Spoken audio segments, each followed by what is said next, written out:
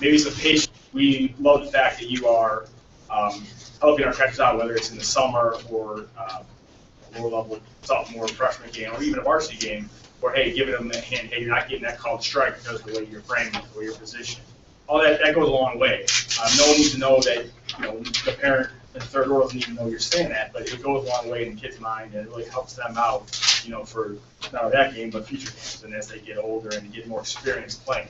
The field ump telling the pitcher, you're supposed to possibly balking here in the situation. All that stuff, those little things that, as coaches in our situation with what we have, coming up through the program, we can't cover everything just because we're starting at the basics. So some of the stuff kind of gets lost in the shuffle, and if we get help from you guys in certain spots like that, that's greatly appreciated. And that was something I did want to bring up, as a positive. I mean, people think umpires and they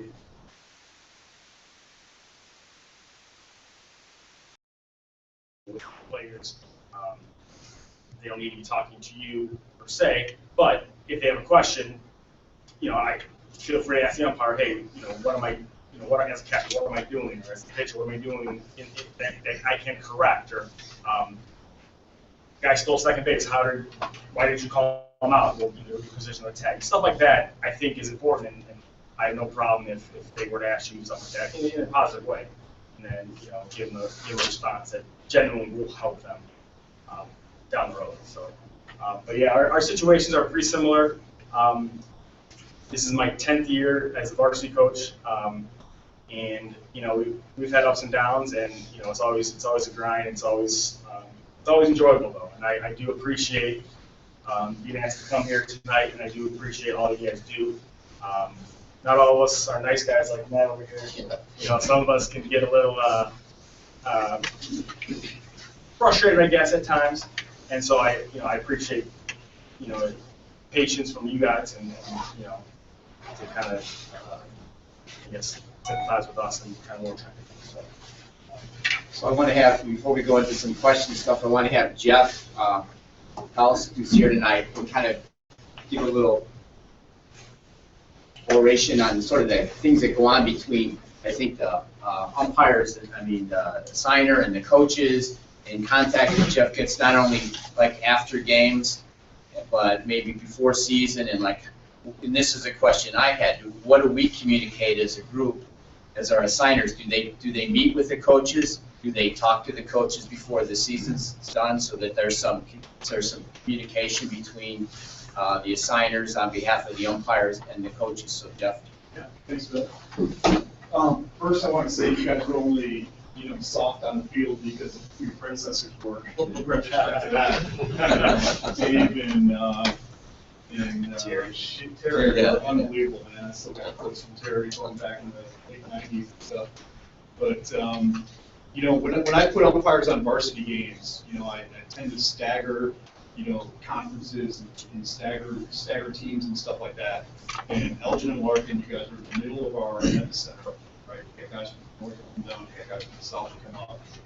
And you always get our best guys, no doubt about that. So I know, especially when you guys play each other. You guys from the north, Bartlett, Streamwood, I understand the rivalry there. You guys get our best guys. What I want to say to you guys is that I've got an open communication line with the coaches. Some of the coaches, I can name 15 of them, have me on speed dial, and I get feedback from them. Sometimes good, sometimes bad, and I factor all that in, and we complete assignments in the following year. I know who's where, who's doing well. I know who you guys want to see. When you work summer ball, it's a great opportunity to get exposed to the varsity level. The expectation of these guys is much different than the expectation of the lower level coaches. Lower level coaches are happy to see you guys out there. Varsity coaches want to see that pitch, one ball below the knee struck. They want to see when the catcher drives that ball into the ground and you're going to ball that. And it's a huge expectation difference. And the only way you're going to see that is when you work summer ball, or in March. You guys are going to see some inexperienced guys, some upcoming guys in March in non-conference games. So that's the opportunity for all you guys that are working up and trying to work varsity ball. Take advantage of those non-conference games. Take advantage of the summer league ball, to get exposed to these guys, because the expectation is much different than working lower level baseball. It's much different, because unfortunately, you guys are used to seeing some of our best umpires. So the bar is set by those guys. And for everybody else trying to work up to that level, that's what you gotta measure up to. So you gotta work hard, listen to what these guys say, listen to what their expectation is, and listen to what they look for in a varsity umpire, and figure out how do you get to that expectation level. And just keep working hard. It takes a few years. And everybody in this room, I can tell you guys, you know what, you're gonna get there. But I want you to hear these guys and hear what they expect, and we'll go from there. So let's go with some questions that we might have, and then we'll kind of just go back and forth with, kind of, I said, Matt and David, we want to have it civil but candid. So I thought maybe I would just start out with a question that I always have is so we get to the field. First of all, the first thing, because I've had this in high school one way or another, when we first get to the field and we pull up and we're there like an hour or 45 minutes before a game, do you want us to come up and before we change everything, let you know that we're here? Is that helpful for you, or is there just an expectation that we're going to be on the field, or is there some comfort level in that? I like knowing that you're here. A lot of times I'll see you, and that's great, but I like the fact if we're just playing catch something and the umpire walks down in regular clothes, say, hey, I'm here, just letting you know. I like that. Then we know everything's going on schedule as far as our pregame and all that stuff. Just a little reassured, I guess. That not something else I have to worry about is, do you have the umpires here and keep looking around? It's always nice to know that. So when the umpire comes and he tells you you're there, then you're going to go through, and let's say both teams are there, you have a starting game time, but do you usually let the umpire know, like, okay, we're going to do, IO, and it's going to be this time, and we anticipate getting off at like a certain time? I'm trying to get going at 4:30. That's my goal. So I'm the same. I like it if you check in. I can see you. We're on a Erie there, so we can. It's not a make or break for me either. I think Jeff's taken a lot of the pain out of that. I don't have to worry about. I know if there's an ump sign now. We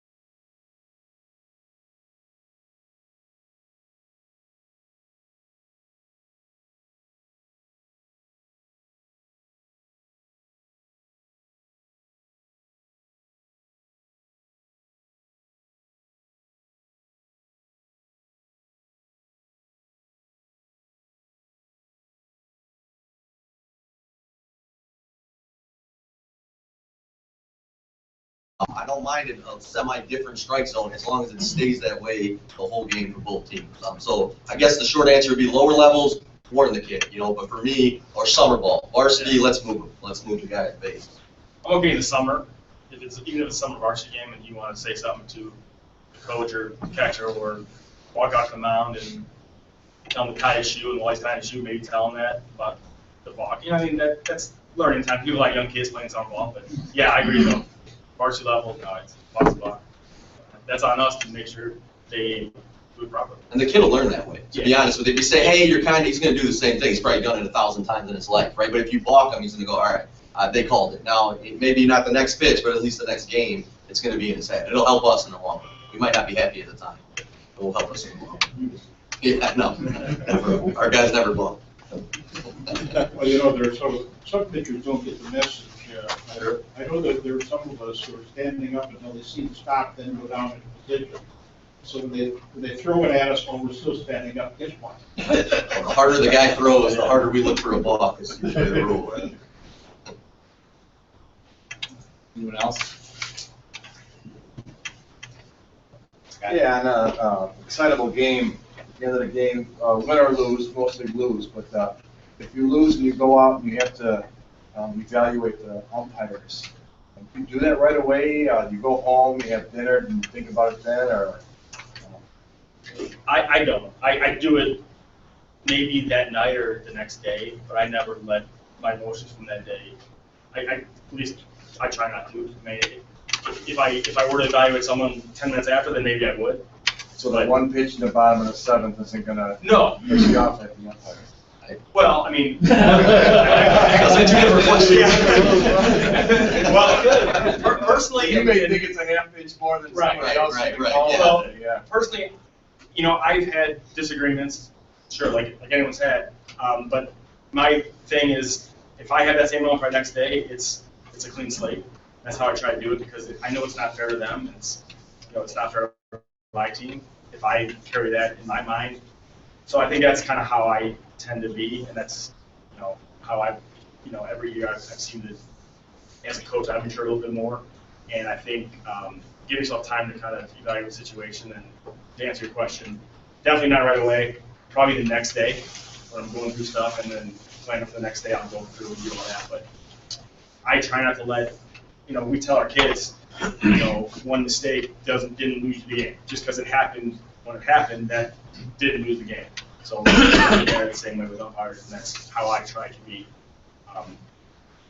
Now, if you ask me this question right after a game, I might give it, but you know what I mean. Like I tend to try and relax, have a beer, and start over, and that's kind of how I like to do it. Same. I get away from it. There's actually, when we fill out for the umpire's evaluation, there's a question along the lines of did the umpire decide the game or have a big factor? And that always kind of resets my mind. You go, okay, maybe that pitch I thought was half an inch. I'm also on an angle, and we also kicked 2 balls in the 6th when we had a 2-run lead. To coach's point, there's often not one play that results the game, right? It's not on you. There's a million things that happen leading up to that.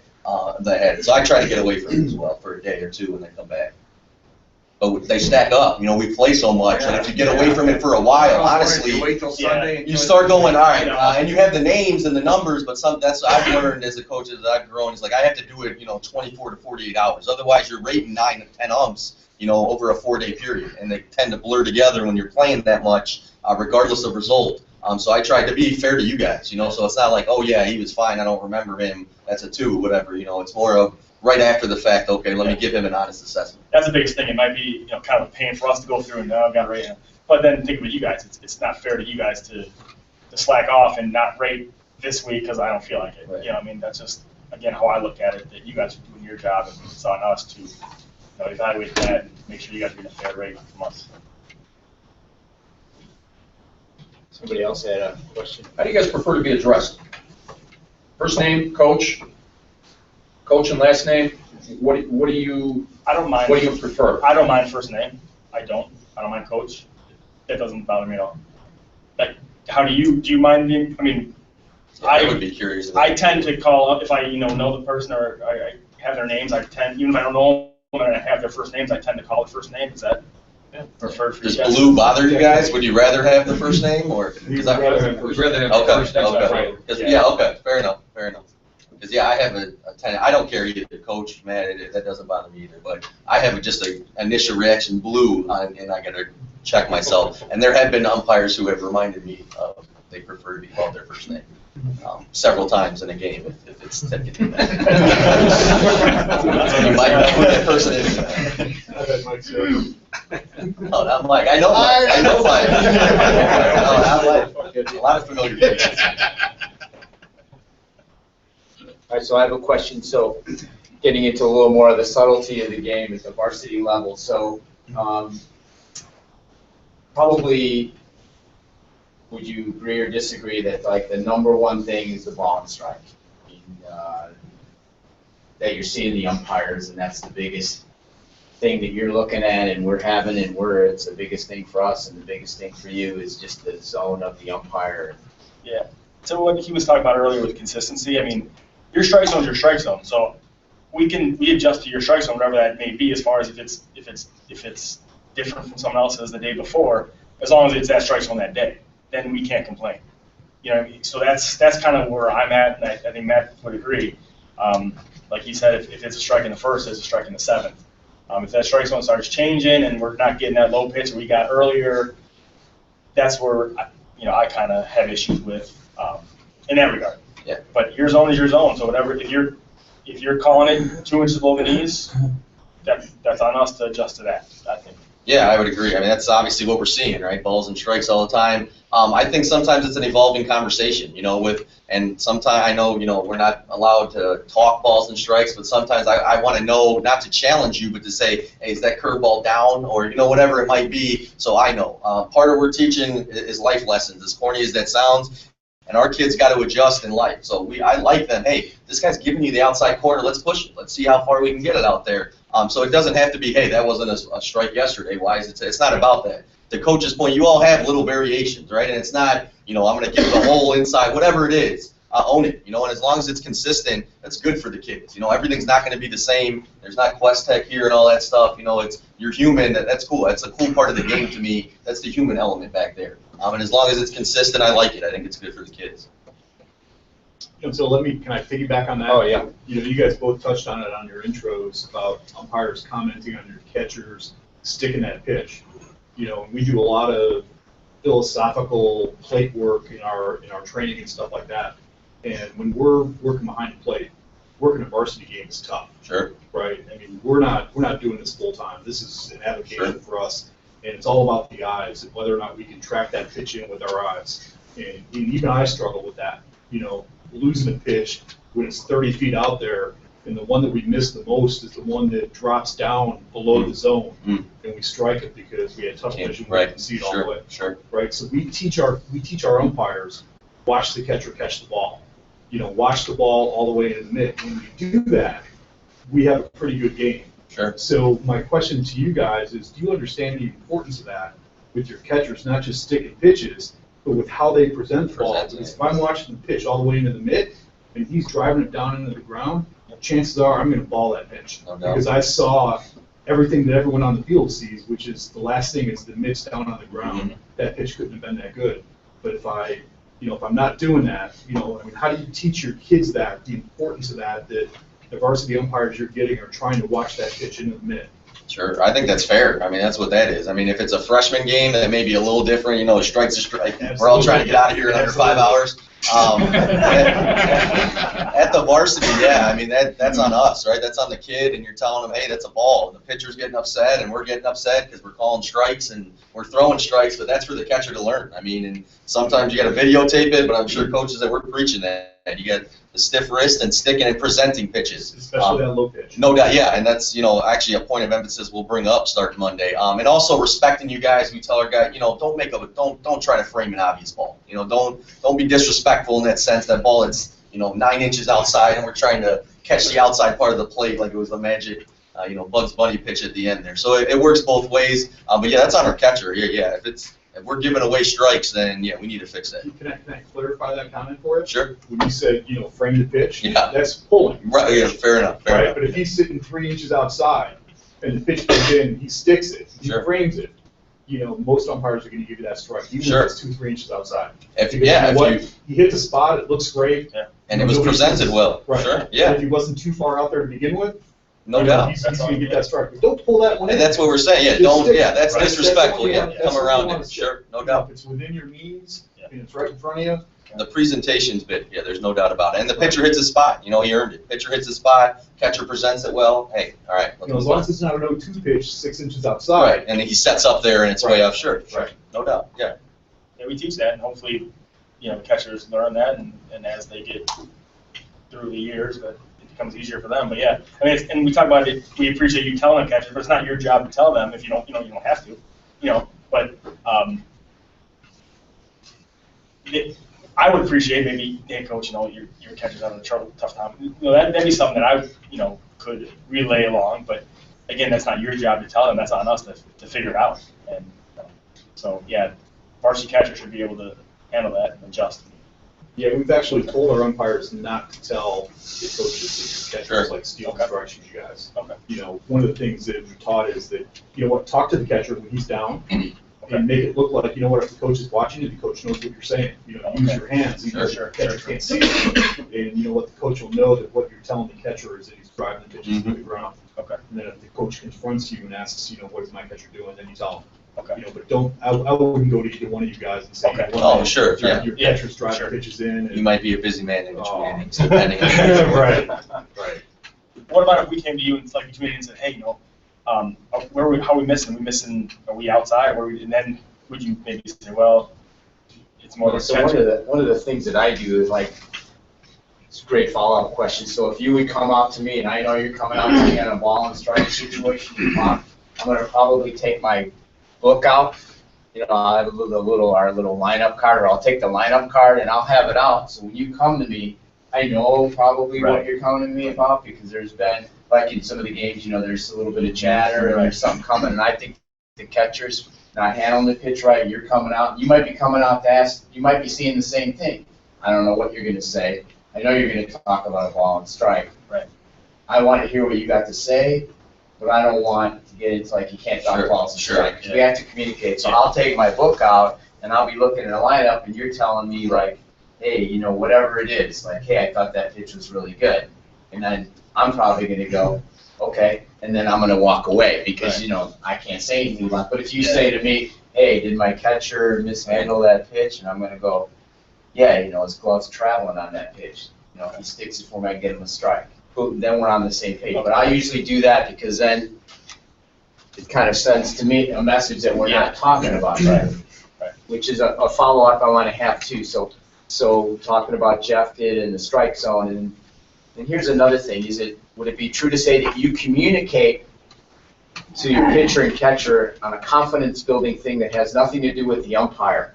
Like you'll hear that you'll ball that pitch, and then you'll hear the coach say something like, "Hey, John, that was really a great pitch. Let's see that again." And a lot of times that's not even directed at us, right? It's like a confidence builder and I want to just have you guys talk a little bit about that. But you're not even thinking about the umpire. You're just I could see where it sounds bad, but a lot of times maybe it's like an 0-2 pitch or a 1-2 pitch, and it's just down, or maybe we know it's a ball. It looks close, but I'm saying, you know, good spot because it was a good spot. Not necessarily it was a strike or I wanted it to be a strike, but that's where the ball was supposed to be thrown.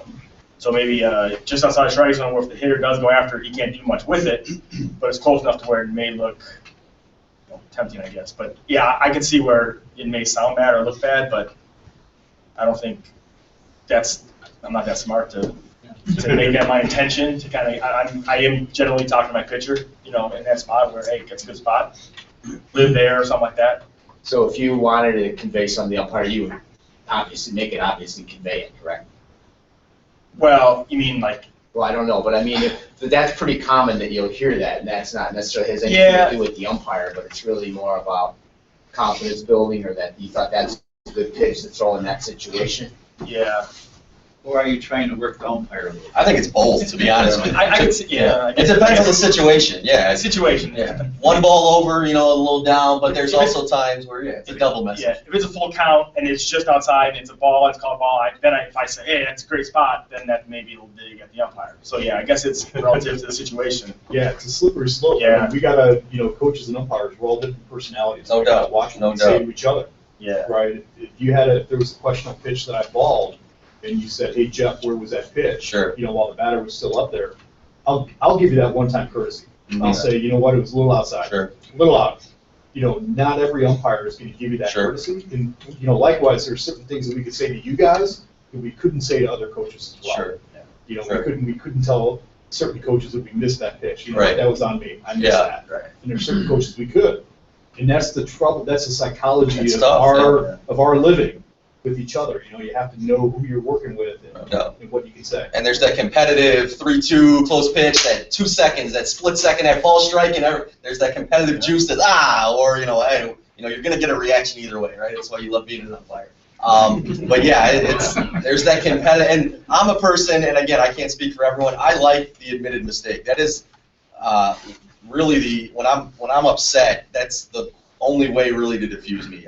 In the few times I've gotten very, very upset, umpire-wise, and come out, I've had maybe 2 or 3 guys go, man, I kicked that one, and I just turn around. Because I have nothing to say, like, you're human, you made a mistake, I've called a bad pitch probably this game, that drops it for me. Yeah. And what I've got to say to you guys, if you miss that 0-2 pitch and you ball it, don't own up to it until after the Yeah, I've never had the conversation in the middle of the event. I'm thinking more of a baseball. Don't look at the coach and go, that's on me. Yeah. That's all I'm going to the left side. To be fair, I'm thinking more of a base ump than a plate ump. The plate ump, I'll have those conversations. I usually go through my catcher for that, and usually the catchers, we've been, for the most part, been lucky to be like, Coach, I was out a little bit. But I'm thinking more bang, bang play along the bases, and hey, I missed that. But yeah, the plate one's a little tricky.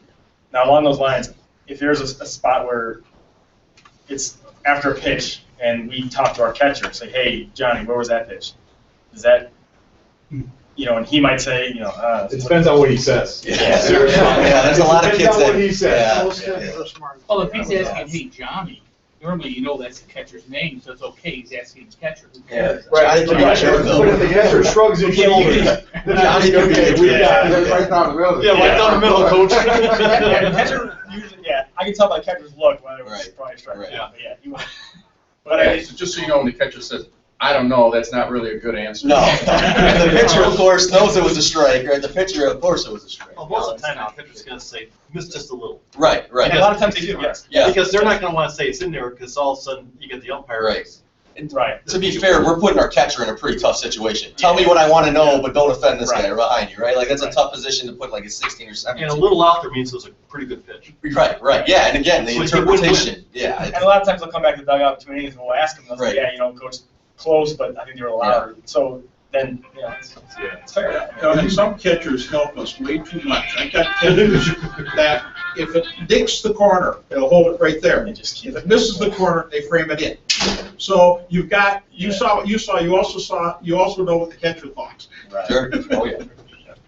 Go ahead. What I usually do, I'll talk to my catchers before the game, and one of the last things I tell them, I said, if your coach asks where a pitch was, I said, agree with whatever I called, and you can tell them whatever you'd like Sure. in the dugout. Yeah. They usually chuckle at that. We remember where they bat. Fair enough, fair enough.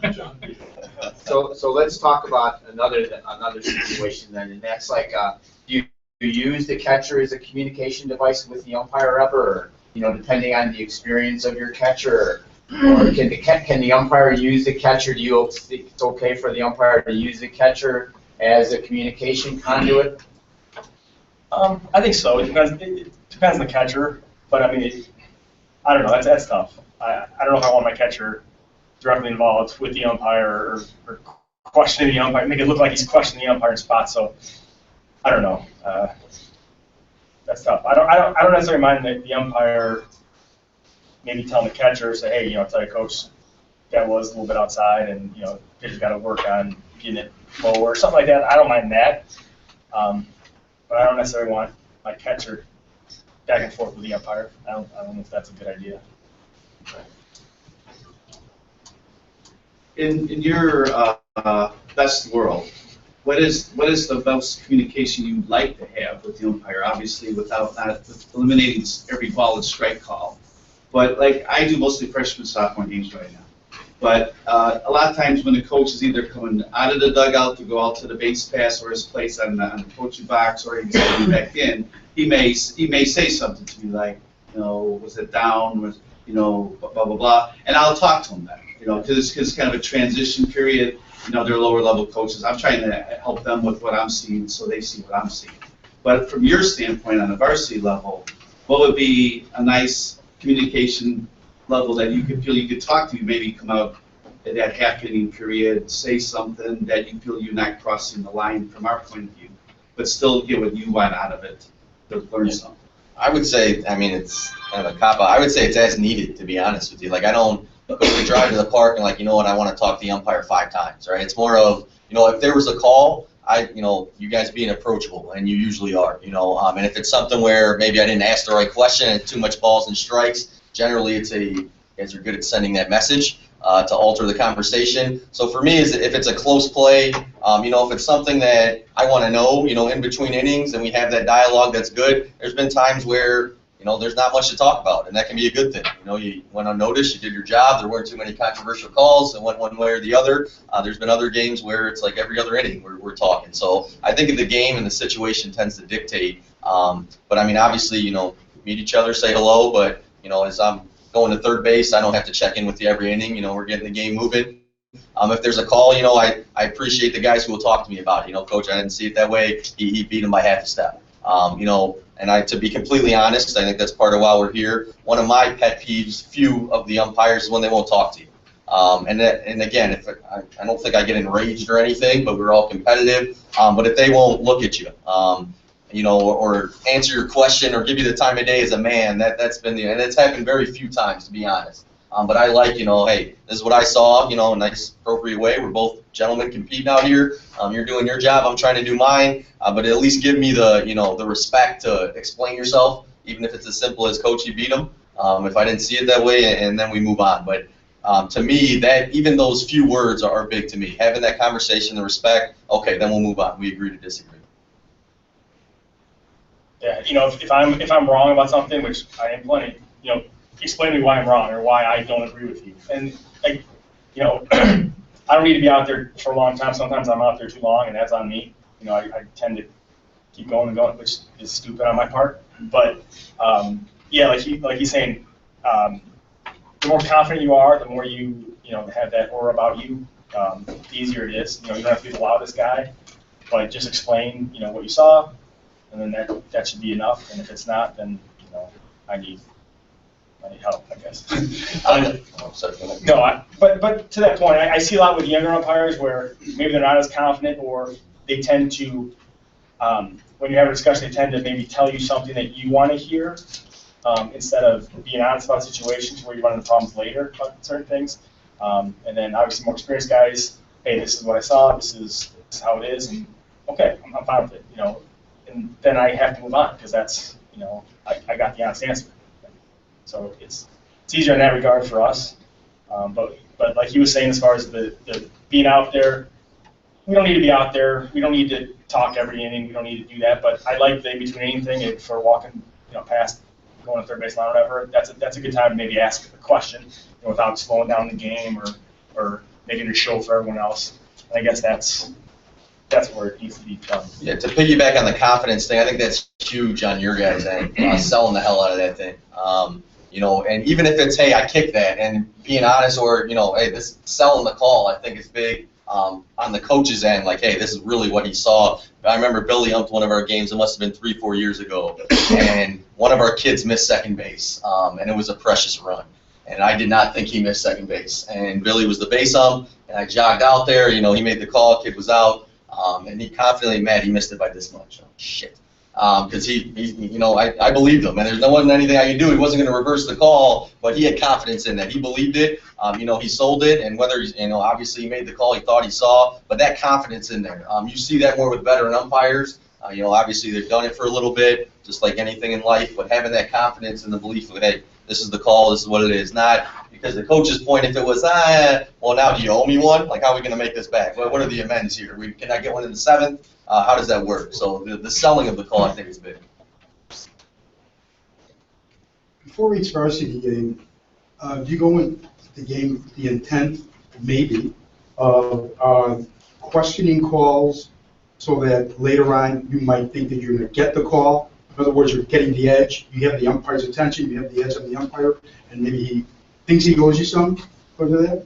Personally, no. I mean, I look at it as I want the game called as it is. Yeah, I don't want to be chirping from the first pitch. That's just not me. I would say we're going to go as it is. And like I said from the beginning, my thing's consistency. So that's never crossed my mind, to be completely honest with you. I trust you guys. It doesn't mean everyone has the best game. I don't have the best game every time. So my big thing is everyone's trying their best. No one's out to screw anyone. I don't, and I also don't think that'll work. You know what I mean? You guys are human. So if I'm barking at you from 4:32 to 6:30, I bet you I'm probably not gonna get a whole lot of calls. You know, yeah, it's a quick game. Yeah, maybe it's a quick game for a reason. But yeah, and again, it doesn't mean I don't say a word, but I also think like, hey, you guys are human. I've humped before too when I was younger, and I'm like, hearing it from everyone, and everyone's got an opinion. I just try to let you do your job. If we disagree, then we'll try to talk about it.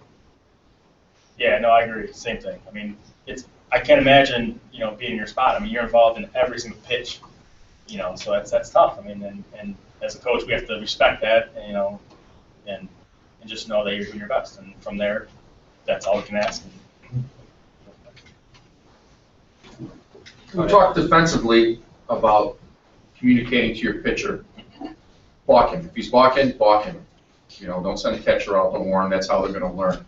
But from an offensive standpoint, it seems more, and probably more so on the travel side, but kids offensively seem to be a little more vocal and a little more expressive about their displeasure on pitches, specifically strikes. So, on the theory of if he balking, how would you prefer us, or how would you like to see us handle that situation? Because I certainly don't want to eject a kid for that. Would you rather have us direct it to him at the time, or come to you maybe in between innings and, hey, just so you know, 24, he's pretty close. I know he didn't like a couple pitches. He's really close. Or do you want us to adjust it right then and there? That's a great question. I don't want to sound like I'm contradicting myself, but offensively, I really appreciate when you guys come to me. Now, if the kid, cusses or something, which I've never seen happen, like he gets booted, But you got to keep in mind these are kids, all right? These are teenagers, okay? And some of these kids are 15, 16 years old, and defensively, you're blended in, right? Offensively, you're on the stage by yourself. Hey, there are very few 15 and 16 and 17-year-olds that are going to take that called strike 3 and graciously bow and go back to the dugout. They're going to have some reaction, and you guys are awesome about it. And to be honest, I can't stand it, and our guys do it too. I really don't like that, and I'm sure I did it as a player too because we all think we're right. We teach our guys, get the hell out of the box. Maybe someone, no one will notice you struck out. So we want our guys running back into the dugout. I'm serious. You'll hear us yell, get out, or jog, get out if they're standing there. We want them jogging back to the dugout so that doesn't happen. But I would always appreciate a warning, and then we can talk about it with the player. Because some of these kids, they get angry pretty quick, and that doesn't make it right. But, one time, hey, here's a warning, and that second time, if it's the same thing, then they're showing you up. But that's not the intent all the time with the kid. And again, I'm not trying to make excuses for kids. Kids are kids. But, there's times where it's just a reaction. It's a competitive reaction. Yeah, I agree. I mean, same thing. Now, if he cusses or throws something, then Draws a line. Yeah, that's garbage. That's garbage. Yeah. Kick him out. Yeah, that's garbage. Anything directly shows you up. Yeah, that's no good. But Picks up the pace. But yeah, I agree with Matt on that. To an extent. Because the other guy heard the F-bomb. You won't have a game out there. Yeah. Right, so some of it's on us to,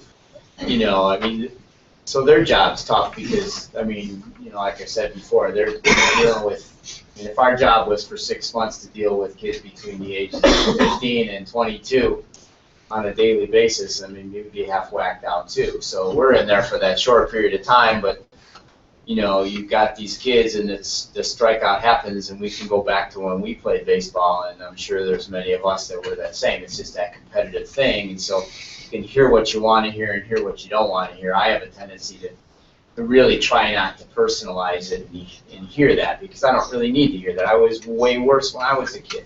You know, and the other thing that you'll get too, and I'm sure guys here, we get this, is that as high as you're going today? You know? No. So you can, From the hitter? you can, yeah, you can handle that a number of different ways, but I don't take any personal offense at it, because I just figure the source maybe he's asking a legitimate question.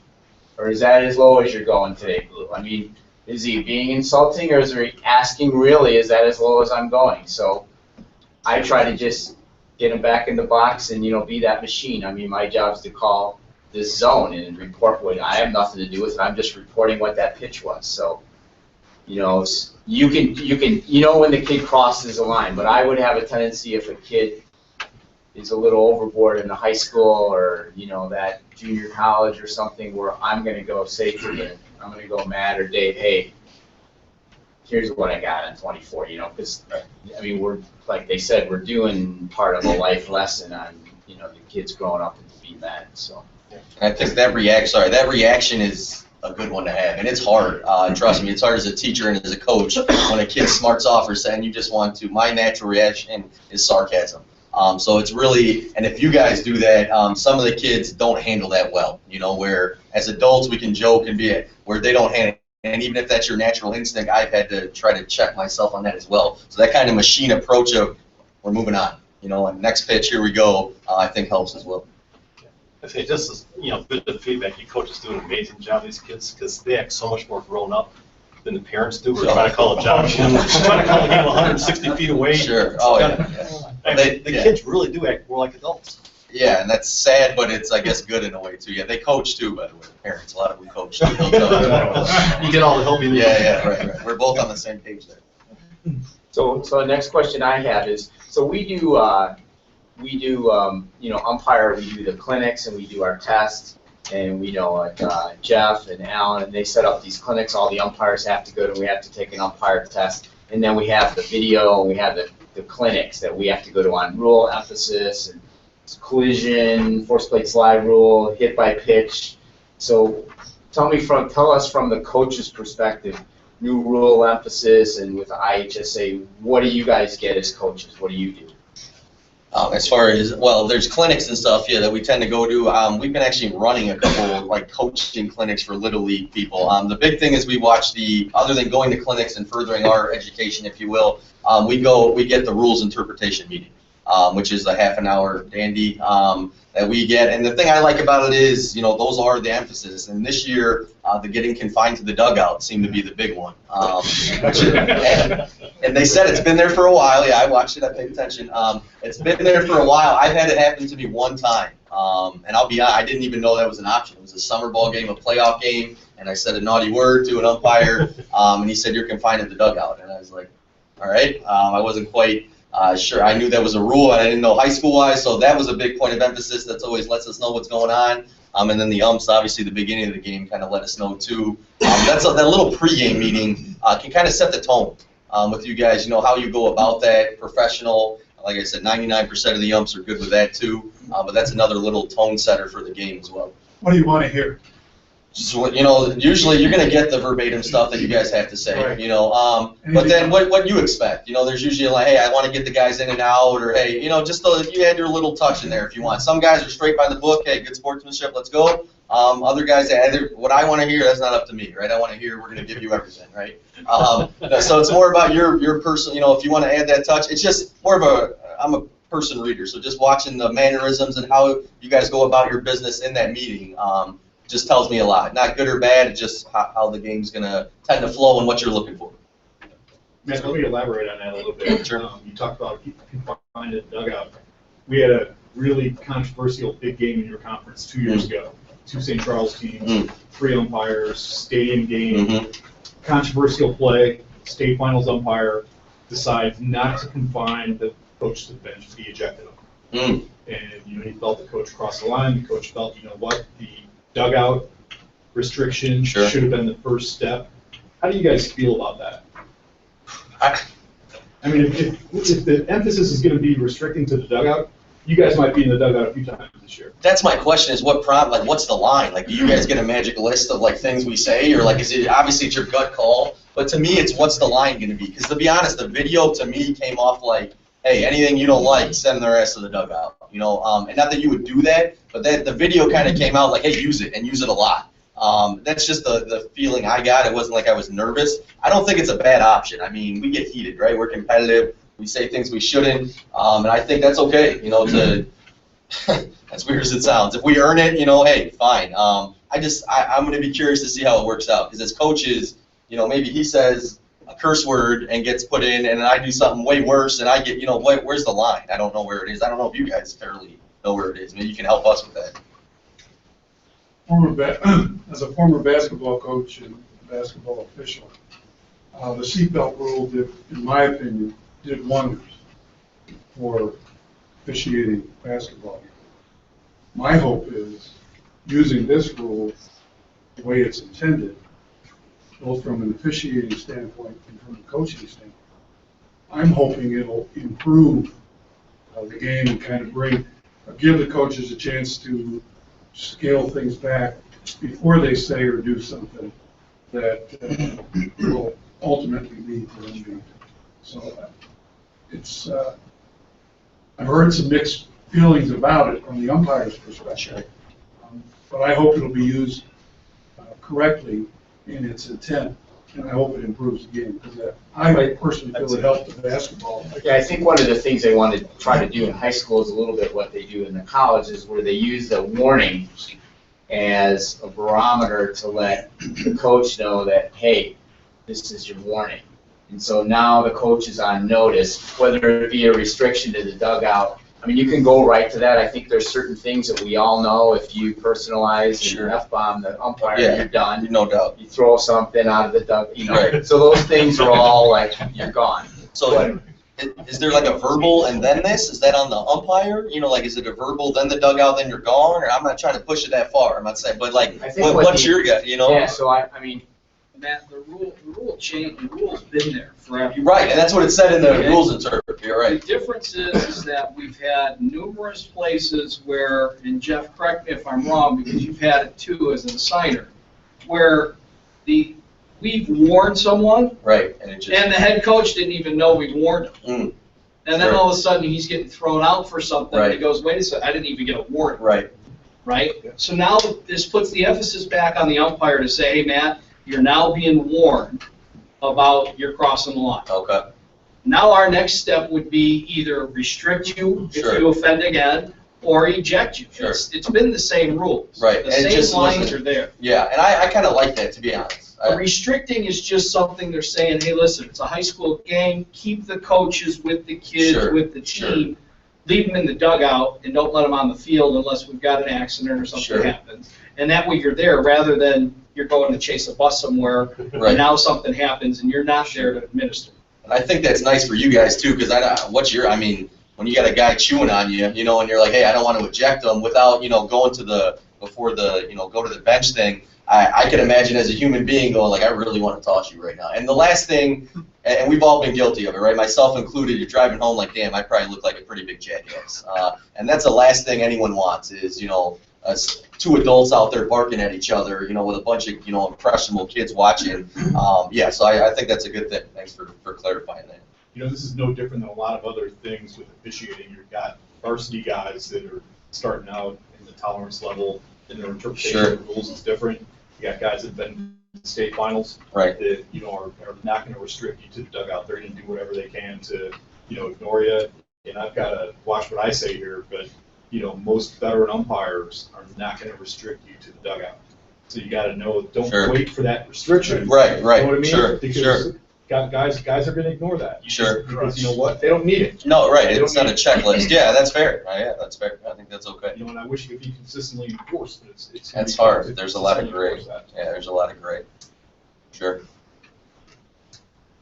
So I want to keep the conversation going, but I thought this was a really good time. I thought that for a thank for these guys to come that I brought these 2 books for them, so I thought you'd like to have appropriate time to bring. This is baseball warnings and ejections. But I just thought this is a great time to give them that. There'll be a test tomorrow. So I'm not By the way, that is an FPV guy on the cover of that. Oh, very nice. That's one of our, Very nice. Yeah, Yes, so. I'm showing a movie tomorrow, so give me something to read. So one of the things, like talking about that, so now that there's this new sort of tool, I guess, that they want to just send it, because you know, in high school too, especially, I mean, you have responsibility as coaches beyond just the baseball, because you toss the coach and he's gone, and now who's watching the high school kids? But you got a one-man game or something, you got one coach. So I mean, I think it's just an idea of let you know where we're at. And then, okay, I've said everything we can, you said everything you can, we have to move forward now, and if we have this prolonged argument, then it's a warning, and we'll try to get everything back, in pace and on order.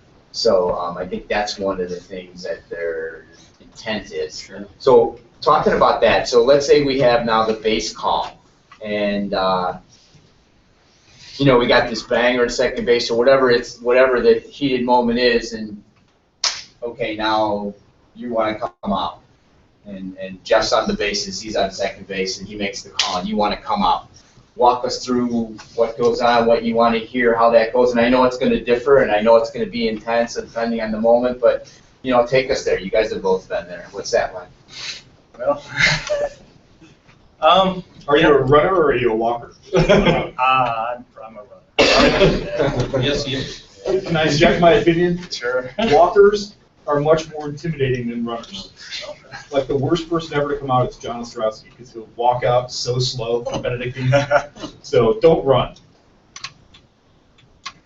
Yeah, I think my problem is in situations like that is I get too emotional, too involved in the situation where it's not quite fair to the umpire, where I want to know what you see, whatever.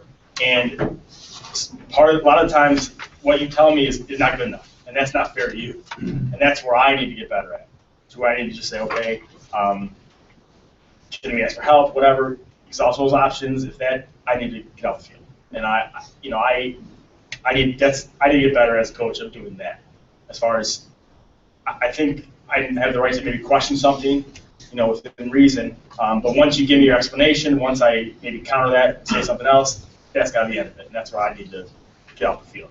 But my problem a lot of times is prolonging the situation, making it worse, and then slowing the game down, this and that, and where that goes back to the umpire's confidence. Though, if the umpire's giving me a wishy-washy answer, then it might make me more aggravated rather than just saying, hey, this is what I saw, this is it, then again, what can I say after that? That's what it was, and I got it by the field. So I think my flaws, are obvious in those situations, but then from the umpire standpoint, just what I can tell you is just be confident with the call and tell me what it is, and I have to live with it, and I need to be off field. It's hard because easier said than done, though. I mean, I'll say that now, and then Yeah, it's the same. Yeah, there's nothing you guys can say. I mean, it's not really putting you in a fair spot, but it's also like we're showing our team at the same time that I'm sure coach has. I've never gone out there and agreed with the call and went to argue. You know what I mean? It's not about that. We saw it different than you. You were closer, right? Maybe you saw it right. We saw it different. We're all experts, right? But it's more of, hey, this is where we saw. It's an emotional thing. I find myself like I'm close to the line and then I walk. So I don't know. It's like a mix. I don't know how we view that. But I try to get time, and then I just like the candid conversation. Hey, I saw him. His foot was on the bag, and then he transferred, then dropped the ball. Whatever it is, nice quick tone, not the roll of the eyes or anything. Or and again, that's rare. But that kind of computer-like. This is what I saw. This is what happened, coach. Hey, you had your piece. Get out. But I'm guilty. Sometimes it's hard. It's emotional. You're not going to give us an answer we like, right? That's what you saw. We saw it different. But I think the good monotone, the answer that you saw, that gets it moving and gets the game moving along. I would like to ask something. What, we're giving you stuff. What do you see? What can we do as far as our kids or our demeanor? You don't have to talk specifically about us, but coaches in general to make your job easier. I'm big on pace of play. I like to move quick too. I like our pitchers going. Doesn't mean they're throwing strikes all the time, but that's the goal. So I'm big on that. But as far as what can you guys help us with, things you've seen that we can help on your end. Limit your between inning talks, shorten them up. Sure. Or Like eliminate with them. our kids or with you guys? Or both? Kids. Okay. There seems to be a tendency to talk, they're coming off defensively, before they go out offensively, Yeah. You mentioned pace of play, that's a big pace of play killer. Okay. Yeah, that's a tough one too, because you got kids coming, you got the outfielders coming in, and you want to. Sometimes that's your one talk of, hey, take a pitch. But I see, I can see that dragging. And then there's mound meetings. Yeah, there's a lot going on. Some guys are good about it. Some guys. Sure. Yeah, and pace of play, one of the things that I think the coaches can do that would help us is, so when you got a batter, he's coming up to bat, and you're coaching third base. And so there's times when he can leave the box, and there's like 7 times, and the other times he can't. So mostly if a pitch, he doesn't swing, there's no throw to second, but just a normal pitch, ball, or strike. When they step out of the box to get their sign from you, okay, we go right away, you got his 1 foot in the box. Right. So to save us time and him, Sure. would be just, we let him get set. So if your kid just if he Right, turns right. and looks at you, we're good. Sure. But if you, you may teach them that, you may not, but that would be something that would be helpful to us, because that helps pace of play. Sure. So 1 foot in the box, get their sign, get back in. Now, if it's he swings and misses, he's driven out of the box, there's a throw to second, there's a number of times he can go out, and then he's got the 20 seconds to get back in, which is more than enough time. But just having noise, 1 foot in the box, look for your sign, because we're always telling the kids, foot in the box, I'll give you time to get your sign. They'll go, but I'm getting a sign. I go, just keep 1 foot in the box. Right. We're going to wait till you're set. So that would be, for me, would help with pace of play. My kids are real guilty of that. And you tell them, but everyone's got like their 8 things they do now before every pitch. They have their ritual. Yeah, no more. Yeah, they do all that. But yeah, that's a big one. That's something we have to drill in, because they like to personalize everything now. How do you tell your kids to give the ball to the umpires? Foul ball. Yeah, so I think maybe what Scott's saying is, Yeah, we like when the kids run the baseballs to us and not throw the baseballs to us. Well, I'll just speak for me. I didn't speak for everybody, but it sends a really good message Sure. about the team when they run the baseballs to us. And have Like balls coming in and stuff, like foul ball. Okay. Angelo would Yeah. Angelo Sure, never lets sure. the kid throw a baseball. Okay, I like that. Shoot the kid's ass Yeah. up. So they run the baseballs to us, and here you go, sir. Okay. Yeah, you got an indicator in one hand, you got a mask in the other, and here comes the ball. Sure. Or it's rolling in and you got to bend over. Sure. It's just a little thing that really sets it. I like that. Yeah. To answer that, we will run the baseball. Never really thought about it, but yeah. Yeah. It makes a big difference. And I appreciate knowing that, to be honest with you. I appreciate knowing that. I wouldn't have, Yeah, so I mean, wouldn't have when we thought see of a team that does that, I mean, I'll just speak from when you get Sure. a team that does that, I mean, you're already like, wow. You got plenty of kids that could be running the ball. We got options. And then you get kids that do that, and come up to you, hand the ball, say, here you go, sir. Same thing on the basketball court. Here you are, sir. Here you Oh, go. it's huge, yeah. Kind of classy kids. Yeah, same thing with the catcher. We like him introducing himself, hey, I'm whatever, nice to meet you. Yeah, it's a big, these kids need this, I don't mean to sound like, whatever, back in the day, but yeah, they need please and thank you. They need to say that stuff. So, yeah, it doesn't always work that way, but yeah, I think we both try to emphasize that stuff. And I like to tell my catcher, I say, pitcher's number 1, you're number 2. That means that you're supposed to be the first 2 out here at the beginning of the inning. Your goal is to have 3 warm-up pitchers in before the right fielder gets there. Yeah, get up there. Yeah, we're on you pretty much. Fielders should be warmed up. When I think of a varsity coach that I want to work for, there's some specific coaches.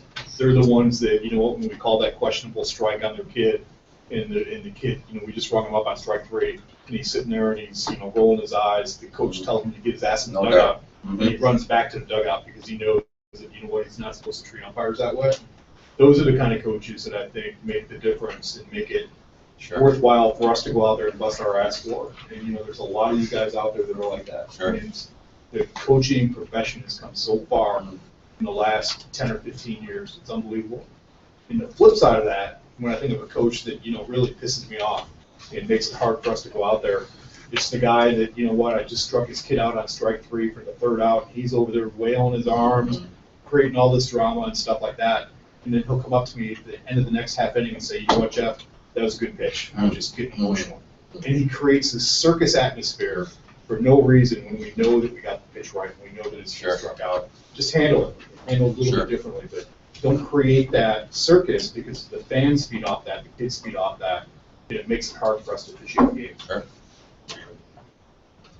Those are all good. Anything else? I would say that I noticed, actually, along with Jeff says, that the kids, they don't really talk very much.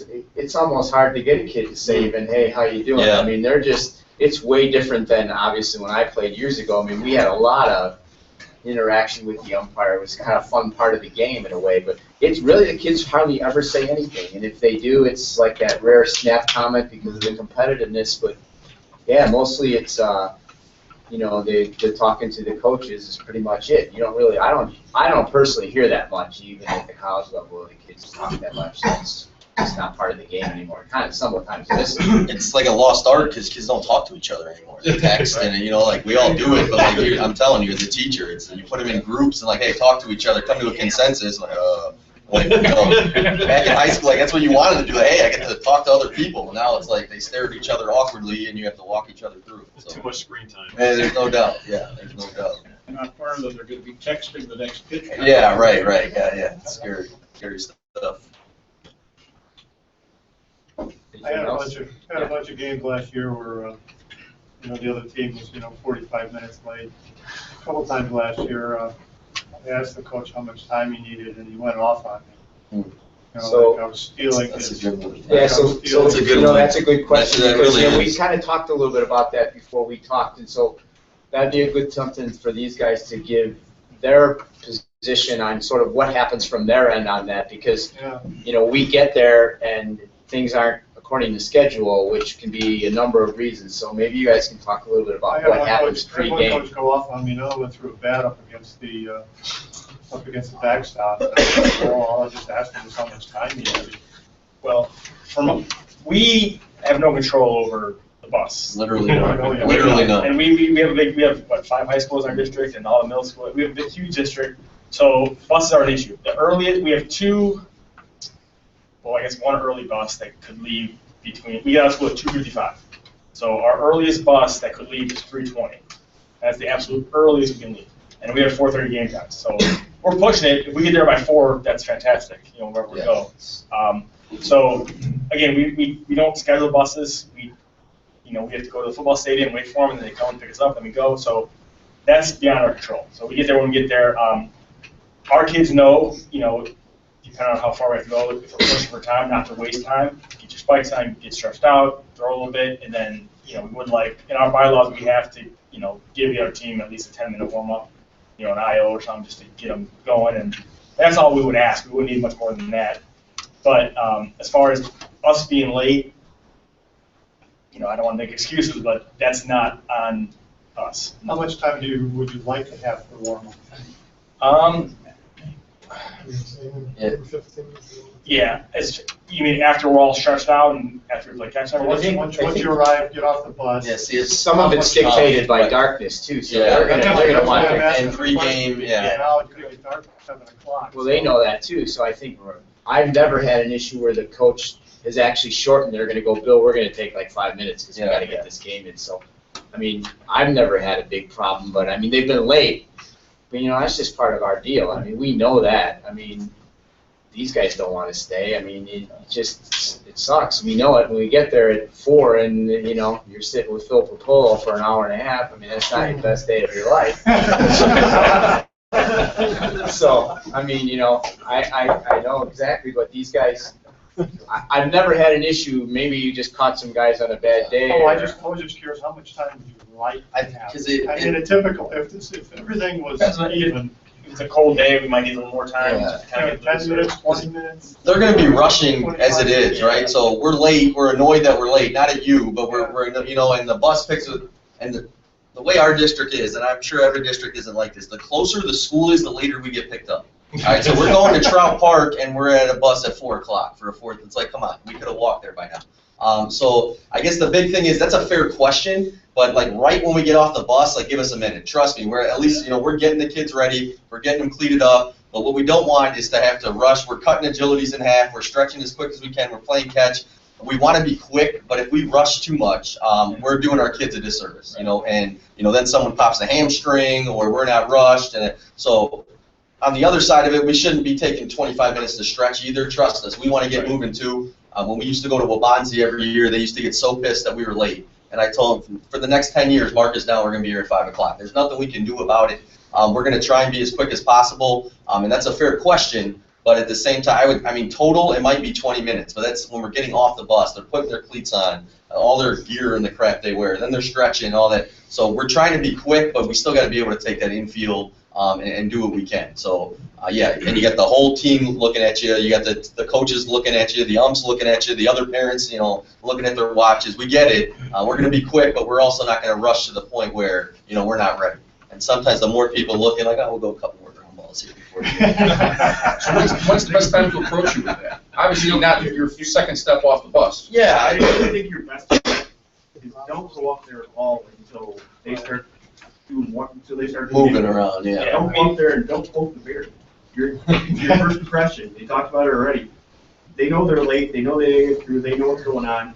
You asking how much time they need is not going to help us. And even if we don't take it, and I'm sorry to interrupt. Yeah. Even if we don't take an IO or anything, our pitcher still has to get loose. Right. So we still wait for him, which is 15 minutes at least. So in that regard, there's no sense in rushing. It doesn't do any. It's not going to make anything go faster. Right. It's not. It's all it's going to do is cause conflicts, and that's what you're trying to avoid. It's probably going to go slower, to be honest with you. The kid's not going to be warm. Yeah, he comes out throwing 8 straight balls, and then and then the shortstop kicks the ball. Like, damn it, I could have hit him 3 more ground balls. So the patience in that is huge, and we know you guys are there an hour early. You're waiting on us, but yeah, we can't do a whole lot about that situation. It's a great question. And our question, if I'm working your guys' game and you guys are late, my question is not intended to be how quick are we going to get done. It's more how long does your pitcher need to get ready? Right, sure. Because if you tell me 20 minutes, Dave, I'm going back to the car and I'm going to go sit down for another 10. Right. Because there's nothing for us to do but stand around. Sure. I would say it's always going to be at least 20 minutes. And when you're talking at least off the bus, right. I know some lower level coaches show and go. I can't do that. I can't do that. So yeah, I would say 20 minutes minimum. Yeah, absolutely. The other comment I would have, has the conference discussed going to 5 o'clock start in some of those situations? We don't have daylight savings to worry about anymore because it changes so much. Yeah. Maybe not now. Yeah, the big trips aren't in there as much. Right, you don't have those big trips. Right. But where you're going to be a 4:45, make it a 4:45 in the listing, and we know we don't have to bust tail to get there by 4. We can get there at 4:15. I think we're the only schools that it affects, us, Larkin, and Streamwood.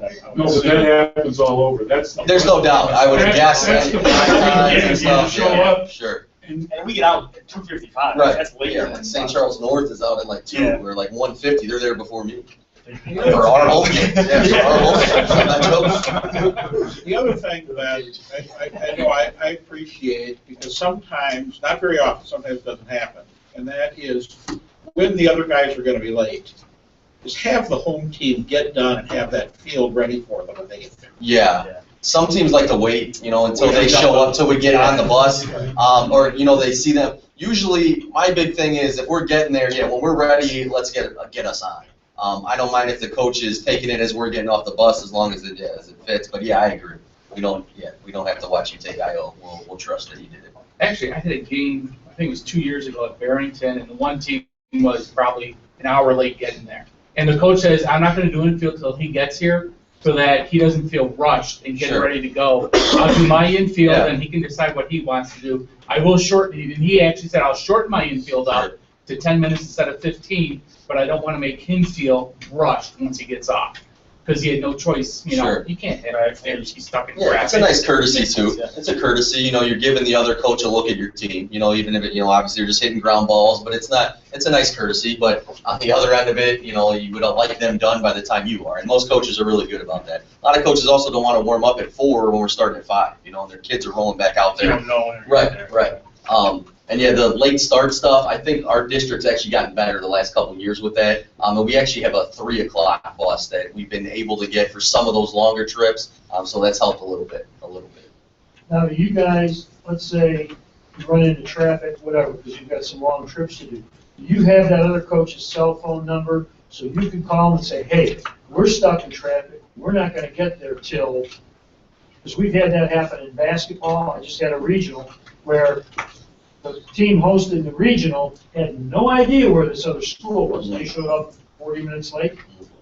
So nobody knew where they were trying to contact them, but do you guys carry the other coach's number, cell phone number, so if something happens, hey, we're not gonna get there till 4:30, I'm sorry, but we're in a traffic jam, something happened, whatever. Yeah, we have the conference numbers. In conference for sure. And then For sure. I usually get a contact sheet of a non-con game, the day before, so I should have it, I do. Yeah, same thing. We are definitely in conference. We try to shoot them a text when it's happening. Because you got to do that with rain and stuff too, So yeah, we all have each other's numbers. So I want to get into like a couple little other things that I've never had personal experience with, and I don't know if you have at the varsity level. Maybe more some of the guys work one man and they're out there by themselves, and you have your sophomore or freshman coaches, and I don't know if you have one or two this year or how many. So some, let's say it's one or two coaches. What about situations involving parents or fans? Have you had any with the umpires? Have you had any issues like that where there's something that where either the umpires interacted with the fan, or that they've had to come to you, or you've had to do something, or at your lower levels? And any comment on that at all? I've had umpires move fans, or maybe tell me the inning before, say, hey, this guy is, staying sub, shouldn't say whatever, and then the next inning maybe have to move him around or whatever, or tell me to maybe move a fan. So it would be something you prefer the umpire come to you and say? Go ahead, I'm sorry. Yeah, I don't know that stuff too. Yeah, I would rather have you go to the fan if he's being obnoxious. Now, let me put it this way. I'm not saying you have to go tell the fan. You're going to tell us to tell him to be quiet. Like, is that, to be honest, what is your answer? What's the protocol? What do you guys do? I don't know. Typically, what we teach our guys is the higher up you work, the more defenseless you become. Sure. Right? You go to start with college ball, it's a bigger stadium. You Sure. have no control over the fans. You're Right. in a stadium game. Obviously, it's free game. But what we do teach is that you never confront the fans. So if I were in a situation where the fan was just relentless, and I felt something had to be done with it, and I don't know that would be possible from my standpoint. Sure. But again, every umpire is different. Right.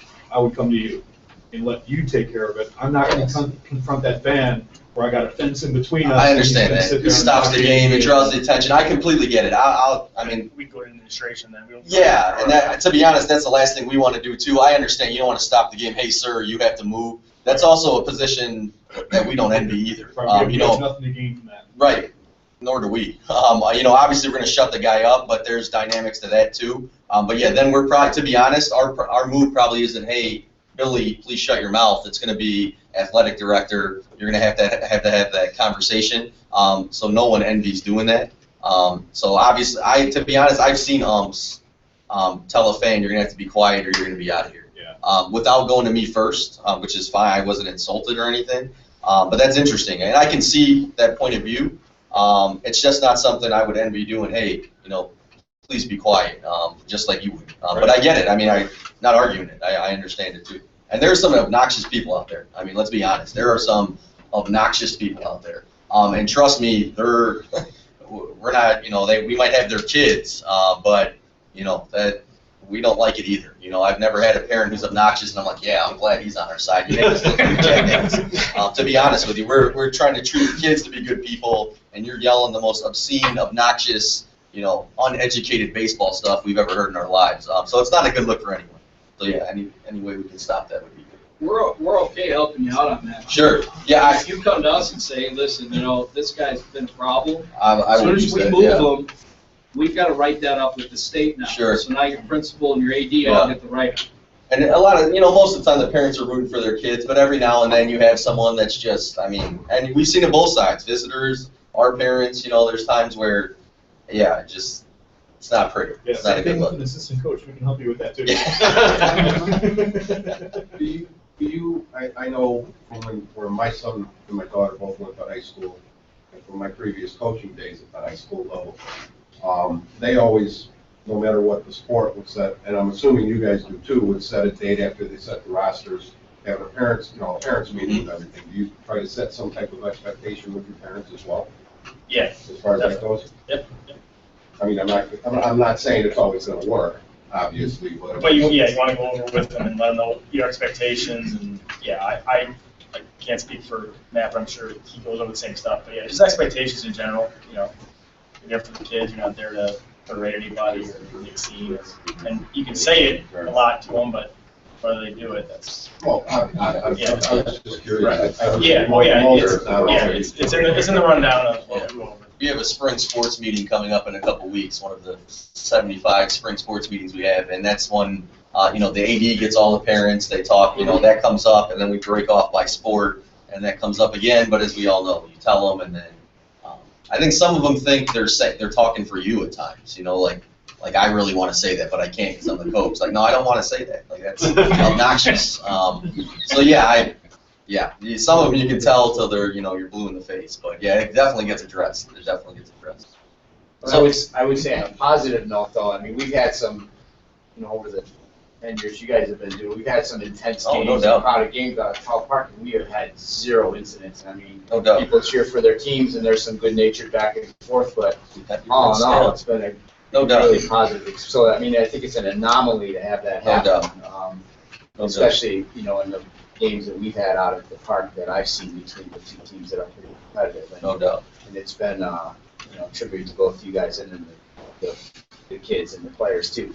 And I think one of the coolest things for me is like seeing the kid from Elgin and the kid from Larkin before the game even starts, the pregame, they're there at Trout Park and they're like at home plate talking and laughing because they play summer ball together, so it's that camaraderie, I think, of what baseball really is all about. It's the relationships, and then time to go to the field, and it's hard notes baseball, and same with even Dave. So I mean, it's a rare thing when it happens. I just thought I'd bring it up because sometimes at the lower levels too, I've seen some. Especially when you're by yourself, for sure. Yeah, I can imagine. Yeah, it's a rarity, but yeah, it sticks in your head because it's not a good look when it happens. It reminds you, you definitely don't want it to occur. Jeff's right. I mean, there's no upside to the umpire interacting with the fan because that umpire's going nowhere but downhill. Right. Now it's going to be gang mentality, and you got a bullseye on your back. Sure, I understand that. I respect that. Anything else, guys? Okay. Hey, thank you guys for coming in.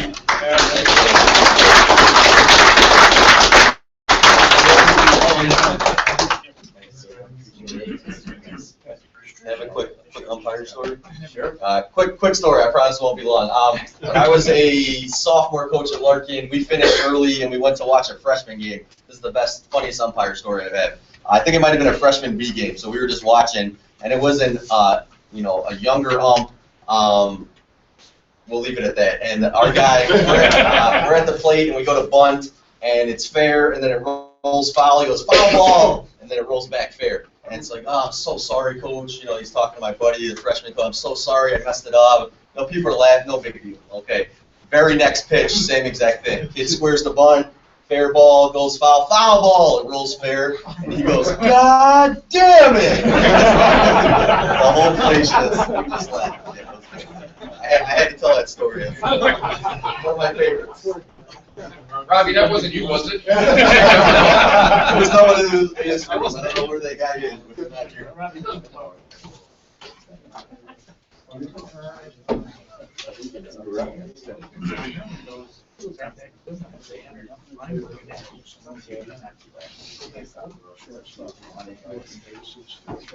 George Hughes? Friday night, I went to Bill, George Hughes?